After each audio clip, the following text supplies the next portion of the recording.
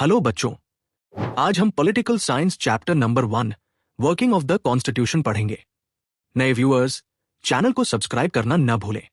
पूरी प्लेलिस्ट की लिंक आपको डिस्क्रिप्शन बॉक्स में मिल जाएगी। तो चलिए शुरू करते हैं।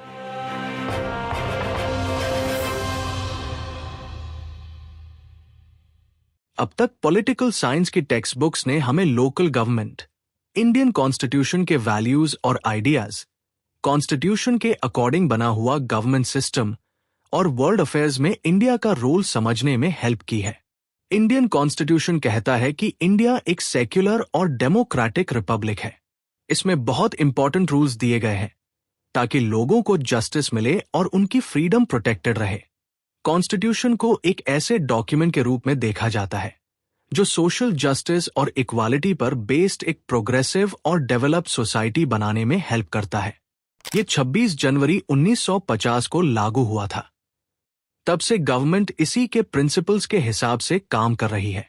इस चैप्टर में हम इंडियन डेमोक्रेसी की बड़ी तस्वीर को समझेंगे, उसके पॉलिटिकल प्रोसेस में आए इंपॉर्टेंट चेंजेस को देखेंगे और सोशल जस्टिस और इक्वालिटी लाने के लिए उठाए गए स्टेप्स को समझेंगे।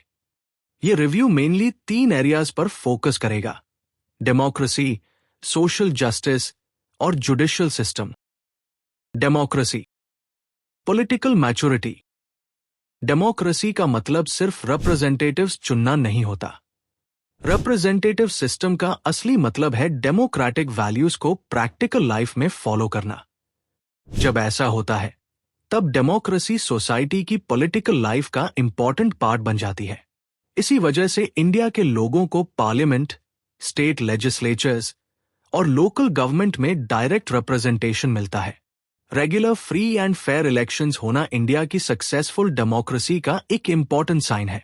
आज ज्यादा से ज्यादा लोग पॉलिटिक्स में पार्ट ले रहे हैं और पॉलिटिकल कंपटीशन भी बढ़ रहा है। यह दिखाता है कि इंडियन डेमोक्रेसी काफी हद तक सक्सेसफुल बनी है। Right to vote. Indian constitution ने अडल्ट्स को वोट देने का राइट दिया। इंडिपेंडेंस से पहले इस राइट पर बहुत सारी रिस्ट्रिक्शंस थी। इंडिपेंडेंस के बाद ये सभी रिस्ट्रिक्शंस हटा दी गई। इंडियन कॉन्स्टिट्यूशन ने 21 साल से ऊपर के मेन और विमेन दोनों को इक्वल वोटिंग राइट्स दिए। बाद में वोटिंग एज को 21 से 18 साल कर दिया गया। इससे इंडिया के यंग पीपल को पॉलिटिक्स में हिस्सा लेने का मौका मिला। इन रूल्स की वजह से इंडिया दुनिया की लार्जेस्ट डेमोक्रेसी बन गया है।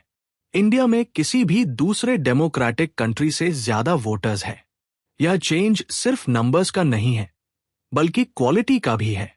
यंग वोटर्स के एक्टिव सपोर्ट से न्यू पॉलिटिकल पार्टीज सामने आ रही हैं। ये पार्टीज लोगों की अलग अलग होप्स और एक्सपेक्टेशंस को रिप्रेजेंट करती है और पॉलिटिक्स में कॉम्पीट करती है। Decentralisation of democracy. डेमोक्रेसी में पावर का डिसेंट्रलाइजेशन बहुत इंपॉर्टेंट होता है। इससे पावर का मिसयूज रुकता है और कॉमन पीपल को भी पॉलिटिक्स में पार्ट लेने का चांस मिलता है। Directive principles of state policy में भी डेमोक्रेटिक डिसेंट्रलाइजेशन के आइडियाज दिए गए हैं। एक इंपॉर्टेंट आइडिया यह है कि लोकल सेल्फ गवर्नमेंट को स्ट्रांग बनाया जाए और रियल डेमोक्रेसी को पॉसिबल बनाया जाए। इंडिपेंडेंस के बाद डेमोक्रेटिक डिसेंट्रलाइजेशन लाने के लिए बहुत एफर्ट्स किए गए। इसमें एक बहुत इंपॉर्टेंट स्टेप था इंडियन कॉन्स्टिट्यूशन का 73वां और 74वां अमेंडमेंट। इन अमेंडमेंट्स ने लोकल सेल्फ गवर्निंग इंस्टीट्यूशंस को कॉन्स्टिट्यूशनल स्टेटस दिया और उनकी पावर्स भी बढ़ा दी। Right to information. डेमोक्रेसी में सिटीजन्स को पावर देना बहुत इंपॉर्टेंट होता है। लोगों को गवर्नमेंट के काम में पार्ट लेने और गवर्नमेंट से बात करने के चांसेस मिलने चाहिए। जब सिटीजन्स और गवर्नमेंट के बीच कम्युनिकेशन बेटर होता है तब डेमोक्रेसी और स्ट्रांग होती है। इससे दोनों के बीच ट्रस्ट भी बढ़ता है। सिटीजन्स को यह जानने का राइट है कि गवर्नमेंट कैसे काम करती है। इसको पॉसिबल बनाने के लिए गवर्नमेंट ऑफ इंडिया ने लोगों को राइट टू इंफॉर्मेशन दिया। यह राइट गवर्नमेंट को ओपन और आंसरेबल बनाने में हेल्प करता है। ये गुड गवर्नेंस के इंपॉर्टेंट साइंस है। राइट टू इंफॉर्मेशन की वजह से गवर्नमेंट के काम में ट्रांसपेरेंसी बढ़ी है और सीक्रेसी कम हुई है। यह 2000 के बाद डेमोक्रेटिक रिफॉर्म्स को देखने का तरीका बदल गया। डेमोक्रेटिक रिफॉर्म्स को सिटीजन्स के राइट्स के रूप में देखा जाने लगा। इसी वजह से इंडिया के लोगों को right to information, right to education और फूड सिक्योरिटी जैसे राइट्स मिले। इन राइट्स ने इंडिया में डेमोक्रेसी को और स्ट्रॉन्ग बनाया है। Do you know? Rights based approach. Independence के बाद वाले सालों में इंडिया धीरे धीरे ज्यादा डेमोक्रेटिक बना, लेकिन उस टाइम सिटीजन्स को ज्यादातर सिर्फ बेनिफिट्स लेने वाले लोगों के रूप में देखा जाता था। पिछले कुछ डेकेड्स में डेवलपमेंट को सिटीजन्स का राइट माना जाने लगा है। आपके ओपिनियन में इस अप्रोच से गवर्नमेंट और सिटीजन्स के रिलेशनशिप में क्या चेंज आएगा? Social justice and equality. Social justice और इक्वालिटी हमारे कॉन्स्टिट्यूशन के बहुत इंपॉर्टेंट गोल्स हैं। कॉन्स्टिट्यूशन ने हमें इन दो वैल्यूज पर बेस्ड एक नई सोसाइटी बनाने का गाइडेंस दिया है। हम इस गोल को अचीव करने के लिए अपने कॉन्स्टिट्यूशन के दिखाए हुए रास्ते पर चल रहे हैं। सोशल जस्टिस का मतलब है उन सोशल कंडीशंस को हटाना जो इनजस्टिस का रीजन बनती है। इसका मतलब यह भी है कि हर इंसान को इक्वल डिग्निटी दी जाए। जस्टिस और इक्वालिटी के आइडियाज का एम सोसाइटी में डिस्क्रिमिनेशन को खत्म करना है। इसमें caste, religion, language, gender, place of birth और प्रॉपर्टी के बेसिस पर होने वाला अनफेयर ट्रीटमेंट शामिल है। इसका मतलब यह भी है कि हर पर्सन को ग्रो और डेवलप करने के इक्वल चांसेस मिलने चाहिए। जस्टिस और इक्वालिटी लाने के लिए सोसाइटी के हर लेवल पर एफर्ट्स करने पड़ते हैं, लेकिन इस काम में गवर्नमेंट की पॉलिसीज और एफर्ट्स सबसे ज्यादा इंपॉर्टेंट होते हैं। अगर डेमोक्रेसी को सबको इंक्लूड करना है तो सोसाइटी के हर सेक्शन को मेन स्ट्रीम में लाना जरूरी है। सच में डेमोक्रेसी एक ऐसी प्रोसेस है जो सोसाइटी के अलग अलग सेक्शंस को जगह देती है। डेमोक्रेसी सोशल कॉन्फ्लिक्ट्स को कम करने में भी हेल्प करती है। अब हम देखते हैं कि इंडिया में इस डायरेक्शन में कौन कौन से एफर्ट्स किए गए हैं। Policy of reservation of seats. Reservation of seats की पॉलिसी उन सेक्शंस के लिए है जिन्हें बहुत लंबे टाइम तक एजुकेशन और जॉब्स के चांसेस नहीं दिए गए। इसी वजह से एजुकेशनल इंस्टीट्यूशंस और गवर्नमेंट जॉब्स में कुछ सीट्स शेड्यूल कास्ट्स और शेड्यूल ट्राइब्स के लिए रिजर्व होती है। अदर बैकवर्ड क्लासेस के लिए भी रिजर्वेशन का प्रोविजन है। The schedule castes and tribes prevention of atrocities act. ये सोशल जस्टिस और इक्वालिटी लाने के लिए एक बहुत इंपॉर्टेंट लॉ है। ये लॉ शेड्यूल कास्ट्स और शेड्यूल ट्राइब्स के लोगों के अगेंस्ट होने वाले इनजस्टिस को रोकने में हेल्प करता है। अगर उनके साथ कोई क्रूएल या अनफेयर एक्ट किया जाता है तो इस लॉ के अंडर पनिशमेंट दी जा सकती है। Provisions for minorities. Indian constitution ने माइनॉरिटीज की प्रोटेक्शन के लिए बहुत सारे रूल्स बनाए हैं। गवर्नमेंट ने भी माइनॉरिटीज को एजुकेशन और जॉब्स में बेटर चांसेस देने के लिए कई पॉलिसीज बनाई हैं। Indian constitution caste, religion, race, language या रीजन के बेसिस पर डिस्क्रिमिनेशन अलाउ नहीं करता। यह माइनॉरिटीज के लिए एक बहुत इंपॉर्टेंट प्रोटेक्शन है। यह उनके right to equality, freedom, protection from exploitation और कल्चरल और एजुकेशनल राइट्स को प्रोटेक्ट करता है। Laws relating to women and provisions for representation. Independence के बाद विमेन को एम्पावर करने के लिए बहुत एफर्ट्स किए गए। विमेन को जो प्रॉब्लम्स फेस करनी पड़ती थी उन्हें सीरियसली लिया गया। नेशनल और इंटरनेशनल लेवल पर कई पॉलिसीज बनाई गई ताकि विमेन में इलिटरेसी कम हो और उन्हें डेवलपमेंट के बेटर चांसेस मिल सके। विमेन को कुछ इंपॉर्टेंट लॉज और राइट्स भी दिए गए। इनमें फादर और हस्बैंड की प्रॉपर्टी में इक्वल शेयर का right, dowry prohibition act, sexual harassment के अगेंस्ट लॉज और डोमेस्टिक वायलेंस प्रोहिबिशन एक्ट शामिल है।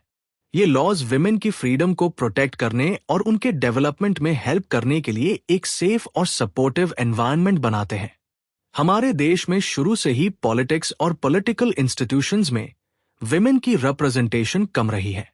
दुनिया के कई कंट्रीज ने विमेन की रिप्रेजेंटेशन बढ़ाने की कोशिश की है। इसी तरह इंडिया में भी चेंजेस हो रहे हैं।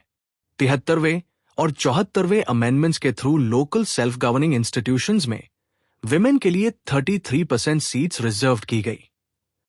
कई स्टेट्स में, जिनमें महाराष्ट्र भी शामिल है, यह परसेंटेज बढ़ाकर 50% कर दिया गया है। विमेन के लिए नेशनल कमीशन फॉर विमेन भी बनाया गया है। इसी तरह के कमीशन स्टेट लेवल पर भी मौजूद है। विमेन को डोमेस्टिक वायलेंस से बचाने वाला लॉ डेमोक्रेसी के लिए एक बहुत इंपॉर्टेंट स्टेप है। इस लॉ ने यह दिखाया कि विमेन की डिग्निटी और सेल्फ रिस्पेक्ट को प्रोटेक्ट करना बहुत जरूरी है। इस लॉ ने पुराने कंट्रोल और अनफेयर अथॉरिटी के फॉर्म्स को रिजेक्ट किया। इसने इंडियन डेमोक्रेसी के मीनिंग को और वाइड बनाया और उसे सच में इंक्लूसिव बनाने में हेल्प की। The representation of women in Lok Sabha. Chart को पढ़ो और नीचे दिए गए क्वेश्चंस के आंसर्स दो। किस इलेक्शन ईयर में वुमेन मेंबर्स ऑफ पार्लियामेंट की संख्या सबसे कम थी? विमेन मेंबर्स ऑफ पार्लियामेंट की सबसे कम नंबर 1957 में थी, जब 22 विमेन मेंबर्स ऑफ पार्लियामेंट थी। 1951 से 1952 में भी विमेन मेंबर्स ऑफ पार्लियामेंट की नंबर 22 थी, इसलिए दोनों ईयर्स में मिनिमम नंबर था। किस इलेक्शन ईयर में वुमेन मेंबर्स ऑफ पार्लियामेंट की संख्या सबसे ज्यादा थी? विमेन मेंबर्स ऑफ पार्लियामेंट की सबसे ज्यादा नंबर 2014 में थी, जब 66 विमेन मेंबर्स ऑफ पार्लियामेंट थी। चार्ट में दी गई इंफॉर्मेशन का यूज करके 1951 से 2014 तक लोकसभा इलेक्शंस में विमेन मेंबर्स ऑफ पार्लियामेंट की नंबर को दिखाने के लिए एक पाई चार्ट या बार चार्ट बनाओ। What do you think? Women को पब्लिक लाइफ में अभी भी बहुत कम देखा जाता है। अगर फैमिली लाइफ, सोसाइटी, इकोनॉमी और पॉलिटिक्स ज्यादा ओपन बन जाए तो विमेन को डिसीजन मेकिंग में पार्ट लेने के ज्यादा चांसेस मिलेंगे। इससे पॉलिटिक्स को एक नई डायरेक्शन मिल सकती है। इसके लिए रिप्रेजेंटेटिव इंस्टीट्यूशंस में विमेन की पार्टिसिपेशन बढ़ाना जरूरी है। Role of judiciary. इंडिया में जुडिशरी ने डेमोक्रेसी को स्ट्रांग बनाने में बहुत इंपॉर्टेंट रोल प्ले किया है। इसने इंडिया को सोशल जस्टिस और इक्वालिटी के गोल्स की तरफ बढ़ने में भी हेल्प की है। जब जुडिशरी कॉन्स्टिट्यूशन को एक्सप्लेन करती है, तब वो हमेशा उसके मेन गोल्स और उसे बनाने वाले लोगों के आइडियाज को ध्यान में रखती है। हम जुडिशरी के काम को नीचे दिए गए पॉइंट से समझ सकते हैं। 1. The basic framework of the constitution. Constitution dynamic है। ये एक लिविंग डॉक्यूमेंट है। इसका मतलब है कि ये चेंजिंग टाइम्स और कंडीशंस के अकॉर्डिंग बदल सकता है। पार्लियामेंट के पास कॉन्स्टिट्यूशन में चेंजेस करने की पावर होती है। जुडिशरी ने पार्लियामेंट की इस पावर को एक्सेप्ट किया है, लेकिन साथ ही जुडिशरी ने इस पावर पर लिमिट्स भी सेट की हैं। उसने कहा है कि कॉन्स्टिट्यूशन में चेंजेस करते वक्त पार्लियामेंट कॉन्स्टिट्यूशन के बेसिक स्ट्रक्चर को चेंज नहीं कर सकती। 2. Significant judicial decisions. कॉन्स्टिट्यूशन ने सिटीजन्स को जो फंडामेंटल राइट्स दिए हैं, वे जुडिशरी के कई डिसीजंस की वजह से और ज्यादा मीनिंगफुल बन गए हैं। कोर्ट ने बहुत सारे सब्जेक्ट्स पर इंपॉर्टेंट जजमेंट्स दिए हैं। इनमें चिल्ड्रंस राइट्स, ह्यूमन राइट्स की प्रोटेक्शन, विमेन की ऑनर और डिग्निटी की प्रोटेक्शन, इंडिविजुअल फ्रीडम और ट्राइबल एम्पावरमेंट जैसे टॉपिक्स शामिल हैं। इन एफर्ट्स ने इंडिया के पॉलिटिकल प्रोसेस को और ज्यादा मैच्योर बनाने में हेल्प की है। This is important to understand. Democracy को गुड गवर्नेंस की जरूरत होती है, यानी गवर्नमेंट चलाने का बेस्ट तरीका। गुड गवर्नेंस का मतलब है कि गवर्नमेंट अपने एक्शंस के लिए रिस्पॉन्सिबल और आंसरेबल होनी चाहिए। गवर्नमेंट को इफेक्टिव और एफिशिएंट वे में काम करना चाहिए। उसे लोगों की नीड्स को समझना और उनका रिस्पॉन्स देना चाहिए। गवर्नमेंट के काम में ट्रांसपेरेंसी होनी चाहिए। डेवलपमेंट फेयर होना चाहिए और उसमें सब लोग शामिल होने चाहिए। लोगों को भी गवर्निंग और डिसीजन मेकिंग प्रोसेस में पार्ट लेना चाहिए। प्लीज अंडरस्टैंड, कॉन्स्टिट्यूशन के बेसिक स्ट्रक्चर में जनरली कुछ बहुत इंपॉर्टेंट फीचर्स होते हैं। इंडिया में रिपब्लिक और डेमोक्रेटिक फॉर्म ऑफ गवर्नमेंट है। कॉन्स्टिट्यूशन का एक फेडरल स्ट्रक्चर है। यह देश की यूनिटी और इंटेग्रिटी को सपोर्ट करता है। यह देश की सॉवरेनिटी को प्रोटेक्ट करता है। यह सेक्युलरिज्म और कॉन्स्टिट्यूशन की सुप्रीमेसी को भी सपोर्ट करता है। इस चैप्टर में हमने कॉन्स्टिट्यूशन और उसके अकॉर्डिंग गवर्नमेंट कैसे काम करती है, इस बात को इंडियन डेमोक्रेसी के कॉन्टेक्स्ट में रिवाइज किया। इंडियन डेमोक्रेसी के सामने बहुत सारी चैलेंजेस हैं। गवर्नमेंट के एक्शंस और पॉलिसीज अब तक सारी प्रॉब्लम्स सॉल्व नहीं कर पाए हैं। हमारे सामने कई नए प्रॉब्लम्स भी आए हैं। लेकिन एक बहुत इंपॉर्टेंट बात यह है कि इंडिया के लोगों में democratic way of thinking develop हुआ है। नेक्स्ट चैप्टर में हम इंडिया के इलेक्शन प्रोसेस के बारे में पढ़ेंगे। तो बच्चों, इसी के साथ ये चैप्टर यहीं समाप्त होता है। अगर आपको ये वीडियो समझ में आया और पसंद आया हो तो लाइक करना न भूलें। ऐसे ही बाकी चैप्टर्स के लिए चैनल को सब्सक्राइब करें और बेल आइकन दबाएं ताकि हर नया वीडियो आप तक सबसे पहले पहुंचे।